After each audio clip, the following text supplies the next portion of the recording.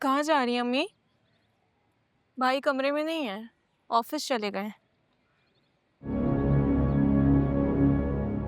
से मिले बगैर चला क्या?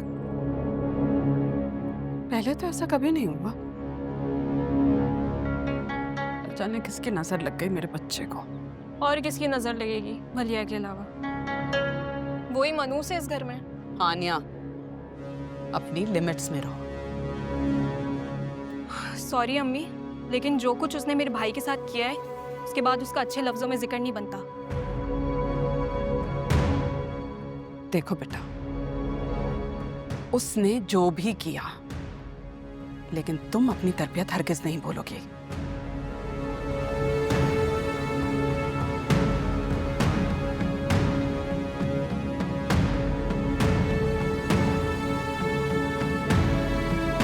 दिल जरा कुछ तो बता, किस राह पे हम